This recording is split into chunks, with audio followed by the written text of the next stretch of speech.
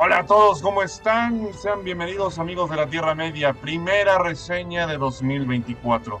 Y qué mejor que continuar con la Tierra Media y ya para finalizar esta saga de El Hobbit.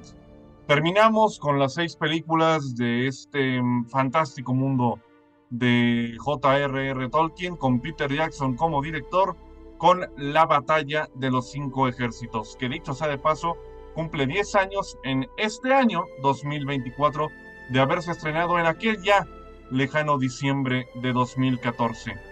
Empezamos con un viaje inesperado, el capítulo de en medio fue la desolación de Smaug y la batalla de los 5 ejércitos, como su nombre lo indica, es una película bélica. Terminando con la misión principal que había sido el encuentro con el dragón Smaug y el intento de recuperar el territorio de Erebor, pues se gesta un problema mucho más grande. El dragón termina volando hacia la ciudad del lago en un inicio de película bastante bueno. Es la primera y la única de las 6 películas de la Tierra Media, Señor de los Anillos y Hobbit, que no arranca con un flashback. Comunidad del Anillo, el cómo se creó cada uno de estos artefactos. En las dos torres, flashback al encuentro de Gandalf con el Balrog. Retorno del Rey, el cómo Sméagol se convirtió en Gollum. Un viaje inesperado, cómo Erebor cayó ante las fauces de Smaug. En la desolación de Smaug, el encuentro entre Gandalf y Thorin, pero aquí nos vamos justo al inicio de este intento de supervivencia por parte de la Ciudad del Lago ante el embate del dragón Smaug. Como bien dije en la reseña de la segunda entrega, Bardo el arquero, el personaje de Luke Evans, cobra mucho protagonismo en este inicio trepidante de película en el cual él será el encargado de derrotar al dragón con la flecha negra que tenía en su casa y que muy bien hizo el favor su hijo de esconder en una barca, pero me sorprende que de todas las personas que había en el lago, nadie haya pensado en agarrar esa barca y escapar. Necesitaban encontrar la flecha como diera lugar y pues al final Bardo termina contra viento y marea subiéndose hasta la cima de una torre, tirarle la flecha al dragón y eliminar la que en apariencia era la amenaza principal. Pero no tienen en cuenta de que aparte de este trepidante comienzo de película, hay algo en construcción, algo llamado guerra. Y 13 enanos y un hobbit creo que no están preparados para resistir los embates de el ejército de Azog el Profanador, así como el de Volgo, que es el hijo de este orco pálido y que busca sin lugar a dudas eliminar al linaje de Durin. Pues el ejército de Volgo se encuentra en Gundabad, en una fortaleza lejana a lo que son las montañas nubladas, y pues ahí se tiene que gestar un nuevo armamento para que los enanos sean masacrados de una vez por todas. Esta película en total dura 144 minutos en su versión cinematográfica y en la versión extendida 164, lo cual es equivalente a 2 horas y 44 minutos. Es la película más corta de las 6 de la Tierra Media. Para algunos es la mejor de la trilogía del Hobbit, para algunos es un absoluto desastre. Yo lo que puedo decir es que está eh, en medio de mi elección de cuál es la mejor película de esta saga precuela del Señor de los Anillos. Ya en su momento haré un ranking de la Tierra Media, pero en mi orden sigue siendo así: 2 como la mejor, 3 esta y al final la primera. De todas las películas que Peter Jackson realizó sobre este mundo de Tolkien, esta, sin lugar a dudas, fue la que más trabajo costó hacer, porque la batalla de los 5 ejércitos no tiene una descripción tan amplia en el libro del Hobbit. Ya lo expliqué. Esta trilogía no debería haber sido una trilogía. Fácil, con 2 películas la hubieran armado, pero por marketing, por explotar la marca, para tener más ganancias y demás, Warner dijo, dividan esto entre 3.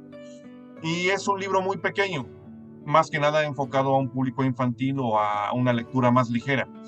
¿Cómo haces que esta sea no nada más un final para el Hobbit, sino una conexión directa a los acontecimientos del Señor de los Anillos en cuanto a tono y en cuanto a diversos hechos.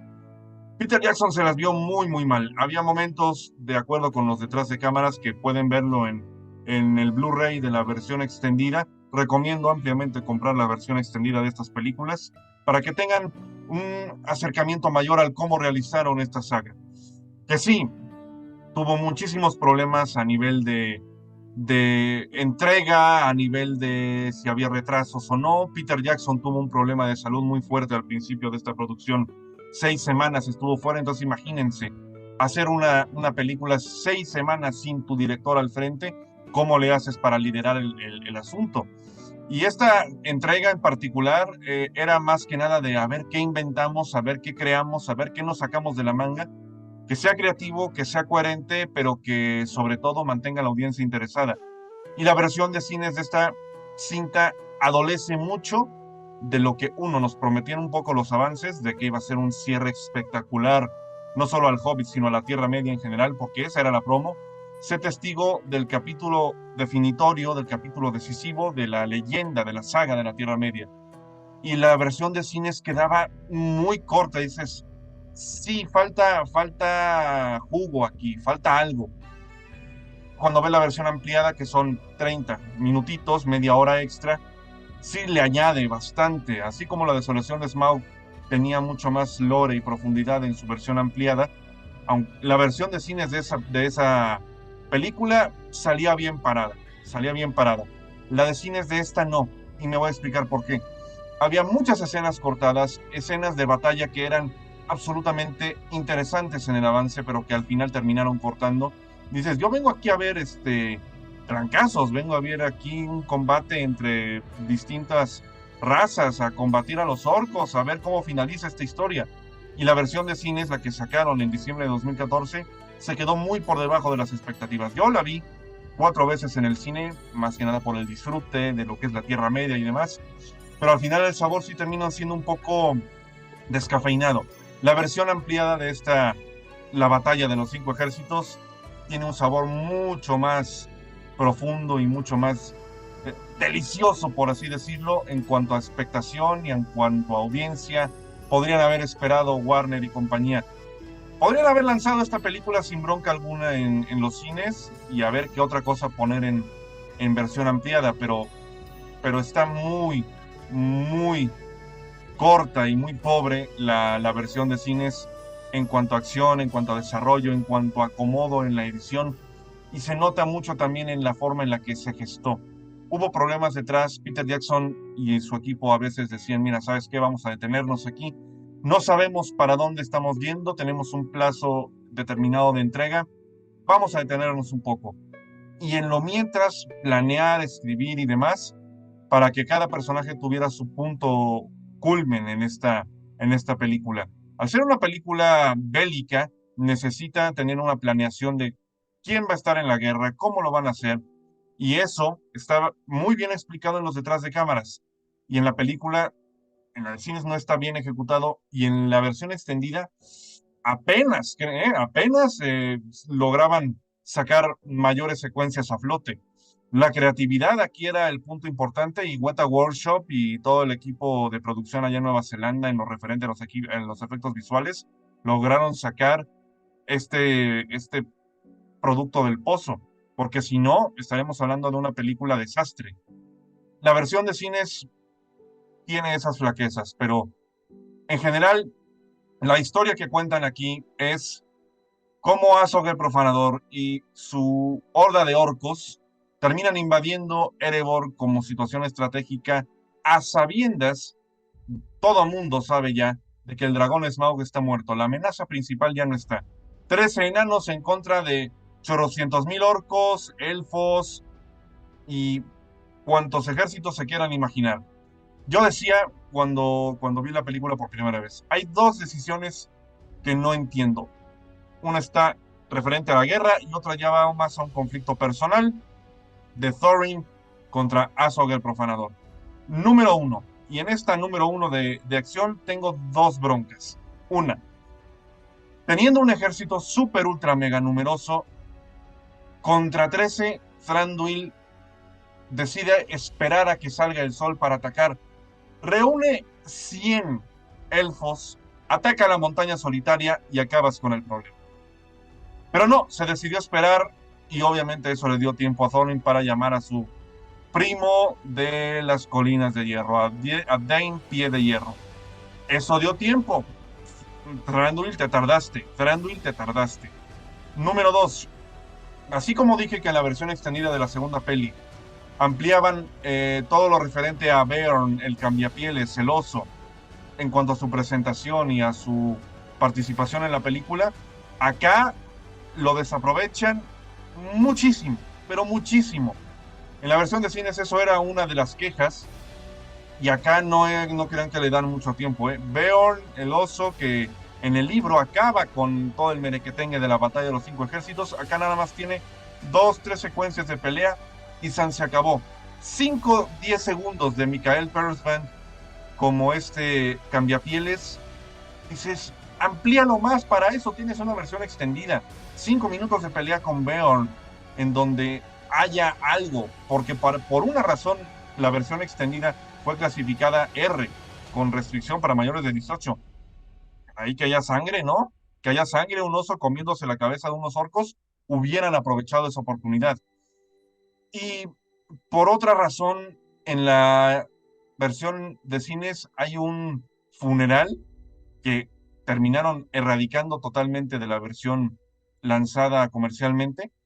Acá la recuperan, pero aún así sientes que hay mucho más guardado que pudieron haber sacado. Ya son, insisto, 10 años de que esta película salió a los cines. Hay varias escenas aquí que rescato muchísimo. La primera, todo el combate con Smaug al principio de la película es fantástico, es trepidante, es eh, un arranque adecuado para una cinta bélica. Me parece muy bien.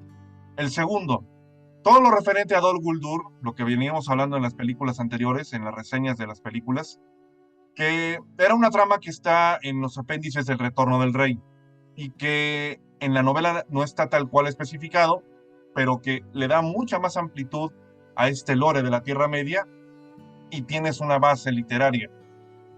Acá lo resuelven muy bien. Galadriel, Elrond, Saruman y Radagast van a rescatar a Gandalf de su cautiverio en Dol Guldur. Sauron termina siendo a Gandalf su prisionero, lo terminan maltratando montones, tiene cortadas, tiene sangre, tiene muchísimas cosas mal. Galadriel va a rescatar a Gandalf y lo hace con un poderío enorme. Y así como en la primera película del Señor de los Anillos veíamos un poco esta parte tétrica de sus poderes en mayor medida, acá también tenemos una secuencia igual, como la chica del aro, así tal cual, para expulsar a Sauron y a los 9 Nazgûl que están ahí resguardados. Esa secuencia me parece fantástica, fantástica. Y Bardo el Arquero, por último, tiene muchos buenos momentos de liderazgo del ejército de Dale y de los hombres sobrevivientes de la Ciudad del Lago. Me parece muy bien lo que hacen con Bardo el Arquero, aprovechan a su personaje, le dan un papel mucho más protagónico que el que tenía en la segunda película, pero desde allí ya veíamos que el tipo tenía cosas importantes que hacer. Así como todo lo referente a Thorin y esta locura del mal del dragón. Está bien hilado, está bien hilado. Toda esa parte de que Thorin ya no es alguien que el Hobbit pueda reconocer, le dice, cambiaste.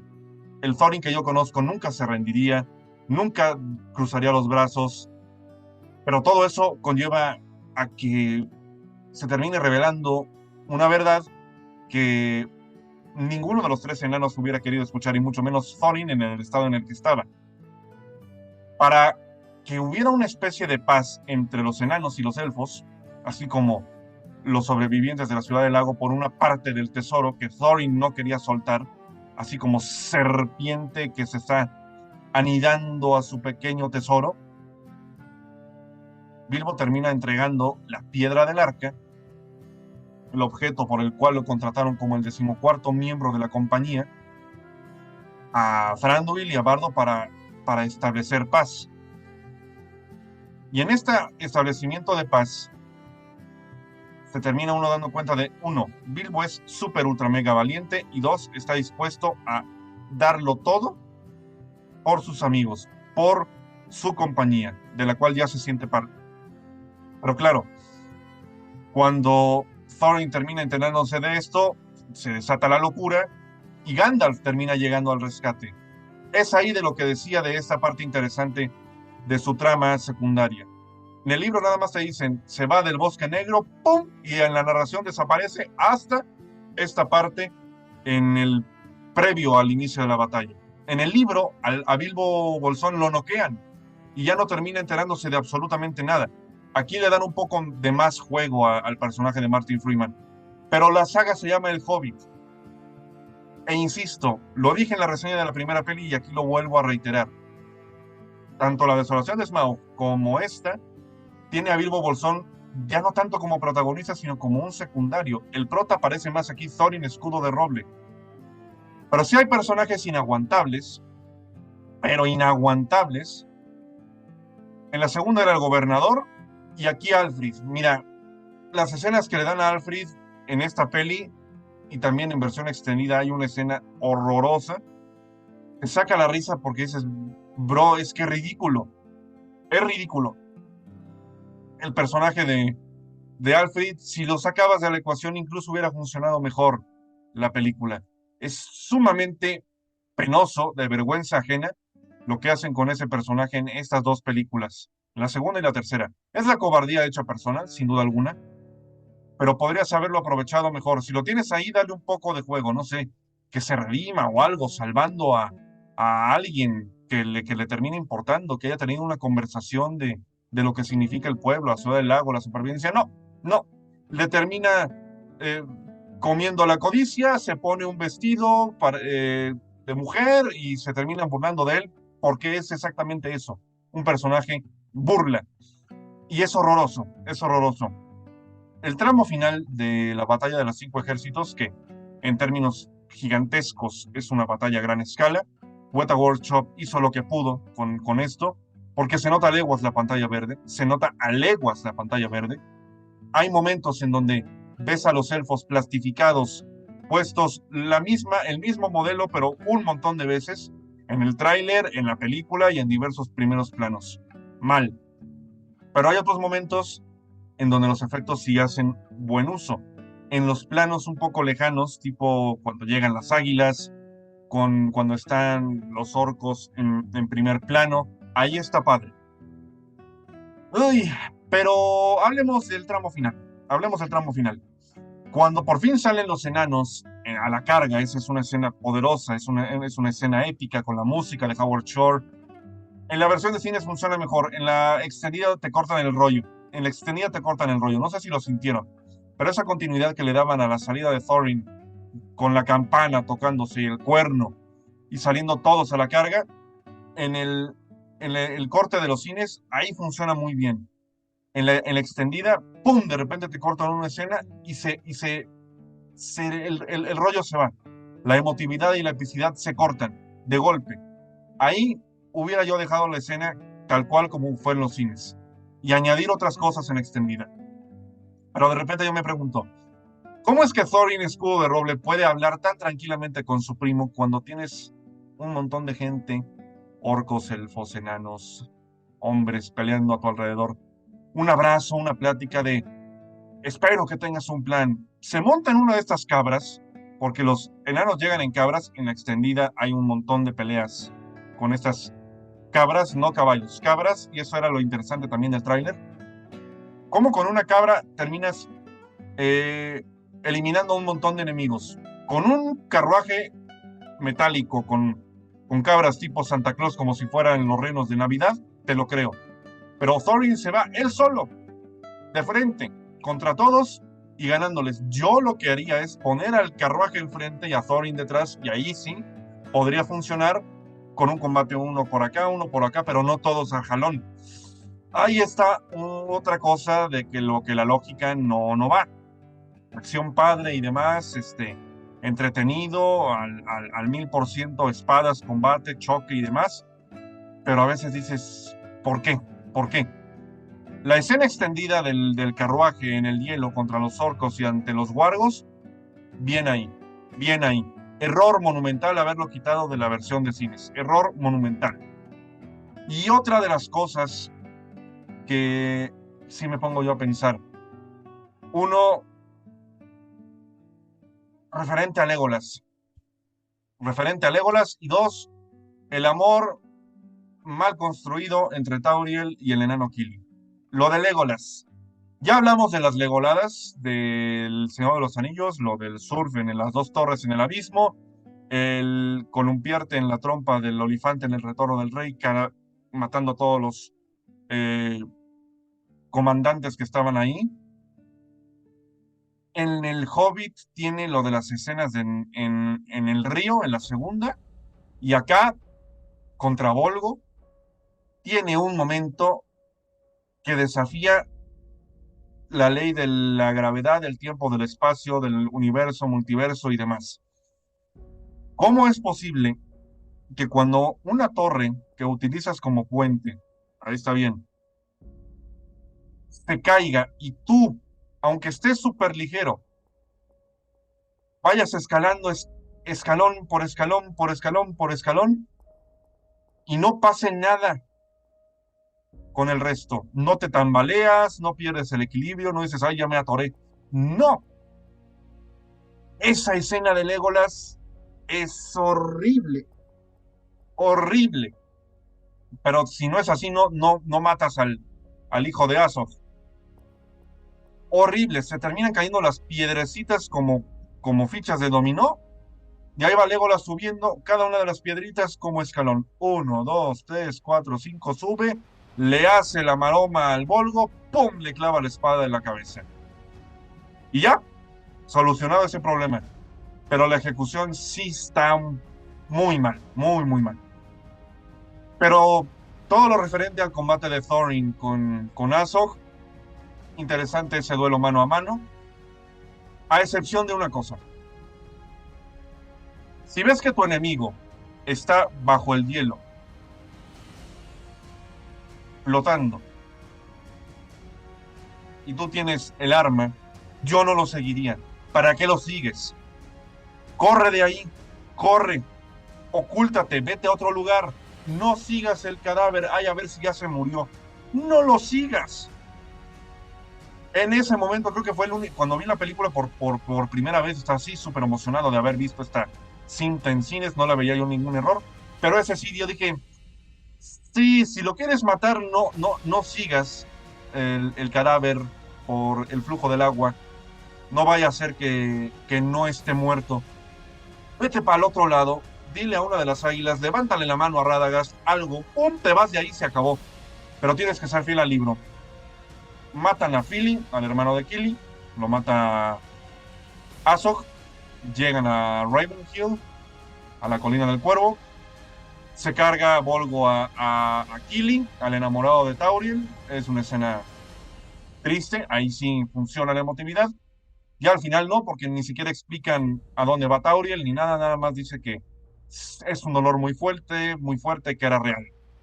Y así acaba el personaje. Por eso decía que si fuera una elfa independiente, fuera de todos estos temas románticos, el personaje hubiera funcionado muchísimo mejor. ¿Qué pasa con Tauriel al final? No se dan ni molestias en explicarlo, ni se lo pregunten. Personaje inventado 100% para la trama de estas pelis, y no tiene razón de ser. Thorin muere a manos de Azog, pero se matan mutuamente. Esa escena sí funciona, pero es consecuencia de esta torpeza del propio Thorin, el líder de los enanos, de andar siguiendo el aparente cadáver de Azog por las aguas congeladas. Si no lo hubiera seguido, no se hubiera muerto, pero de no haberlo seguido, no lo pudieron haber matado. Entonces ahí se mueren los dos. Pero antes llega Bilbo, antes de que Thorin muera, y se termina Thorin disculpando con él. Esa escena es muy emotiva. Esa escena es muy emotiva. De ahí al final de la peli, todo es lágrima, todo es lágrima, todo es lágrima, porque logran cerrar eso. No es un final tan largo como en El Retorno del Rey. Mucha gente se quejaba del final de la que para mí es la mejor película de las 6 de la Tierra Media y mi película favorita en la historia, El Retorno del Rey. se ve mil veces mejor que toda esta trilogía en cuanto a efectos y en cuanto a composición y en cuanto a todo. Pero es un final un poco más concreto. Funeral de Thorin y sus dos sobrinos, Dane, nuevo rey, despedida de los enanos. Hubieran aprovechado lo que pasa en el libro, de que Gandalf y Bilbo se quedan un ratito con Beorn, un plano de 10 segundos, dos planos de 10 segundos de que está en la casa de Beorn y demás tomándose algo. Corte A, llegamos a la comarca, con todos los tesoros. Bilbo siente mucho la pérdida de su amigo, se despide de Gandalf, sabe que tiene el anillo, o uno de los anillos mágicos, pero no sabe que es el anillo de Sauron, porque no era posible de que no se diera cuenta de que desaparecía a cada rato y aparecía en los momentos más importantes sin que nadie lo cachara. Entonces esa despedida se siente agridulce porque sabes que lo vas a tener de vuelta en la comunidad del anillo, ya con más edad el protagonista de esta trilogía. Llega a su casa, completamente diferente llega él, lo mismo que le dice Gandalf al principio: no te prometo que regresarás, pero si lo haces no vas a ser el mismo. Ahí se cumple la promesa. Y así como se fue, con todas sus cosas en su casa, llega y se da cuenta de que están poniendo en venta todos sus artefactos, porque todo el mundo piensa de que ya murió. Pero Bilbo llega muy cambiado de estas experiencias.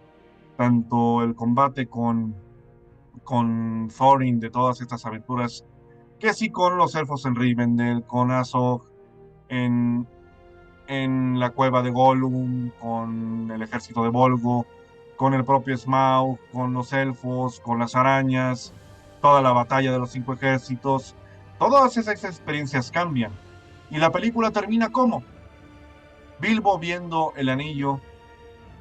Corte A, pasamos a Ian Holm con la escena del no gracias, no acepto visitas de parientes lejanos.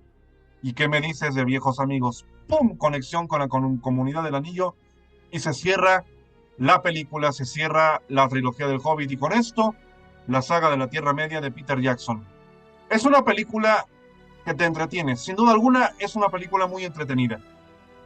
De todas las del Hobbit, la versión extendida es la que debió haber salido en cines. Las versiones cinematográficas de Un viaje inesperado y La desolación de Smaug hablaban muy bien por sí mismas, pero acá en la batalla de los cinco ejércitos, la de cines se sentía como una versión incompleta. Esta versión extendida mejora muchísimo el metraje, lo mejora muchísimo en cuanto a ritmo, en cuanto a situaciones, en cuanto a explicación de determinadas cosas y a resolución de determinados personajes. Bardo el arquero termina convirtiéndose en el rey del valle, fantástico. No le dan más explicación, pero lo sobreentiendes, el público entiende que va a esa parte. Y la película se siente un final adecuado, pero que pudo ser mejor en muchos aspectos. En muchos aspectos. Y todo eso también va al proceso de realización. Ya lo dije en la reseña de la película pasada, que me parece La desolación de Smaug la más completa de la trilogía del Hobbit.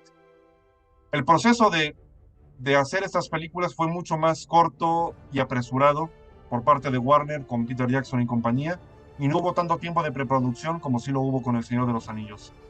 Esta saga originalmente iba a ser dirigida por Guillermo del Toro, pero por razones de calendario y demás, del Toro se bajó del barco. Jackson no estaba planeado para que él dirigiera las películas. Él decía: yo me pongo de productor o de cualquier otra cosa, pero no me hagan dirigirlas. El hombre estaba sumamente delgado hace 10 años, por estrés, por problemas de salud, los cuales terminaron perjudicando el rodaje cuando este hombre estuvo 6 semanas fuera, pero desde el hospital checábamos guiones, checábamos los calendarios de quién iba a venir al rodaje, en dónde se iba a rodar, en exteriores, en interiores, en estudio.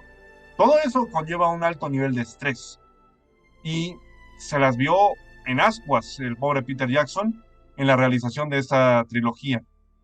Hay momentos, insisto, recomiendo ver la versión extendida. Con las 9 horas de extras que tiene esta peli, así como el resto, cada una tiene sus 9 horas de metraje adicional de detrás de cámaras. En esta en particular, si no había imaginación, no podrían haber sacado el proyecto como salió. Se planeaba que fuera mejor, sin duda alguna. Había concept arts que planificaban una película epiquísima, pero epiquísima, que por razones de tiempo, por razones de recorte, por razones de que, mira, tenemos que entregar la película en diciembre del 14 o no va a salir esto. Se terminaron recortando muchas cosas de la versión de cines y miren que sí lo sufrió la película. Pero La Batalla de los Cinco Ejércitos en su versión extendida es una película muy disfrutable, que tiene un montón de errores, de decisiones de personajes.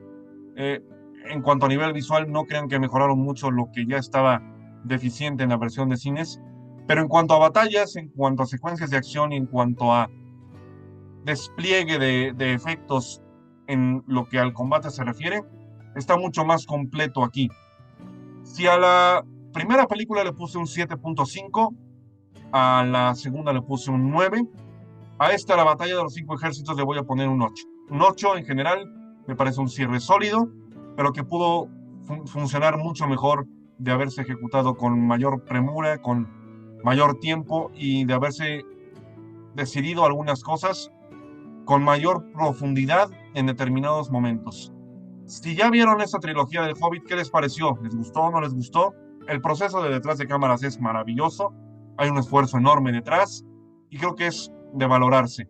Si les gusta este contenido y no le han dado en el botón de la suscripción, ahí está abajito, para que le den clic, activen la campanita para más notificaciones y denle like, me gusta. Si les gusta, compartan con su gente.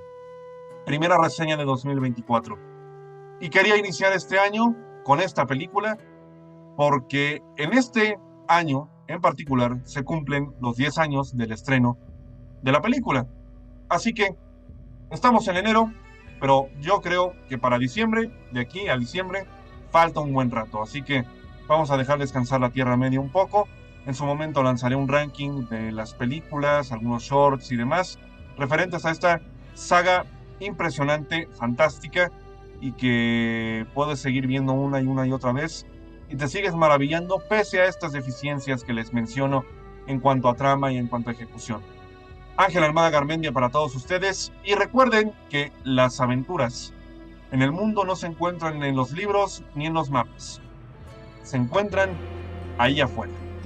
We lay under the misty mountains cold,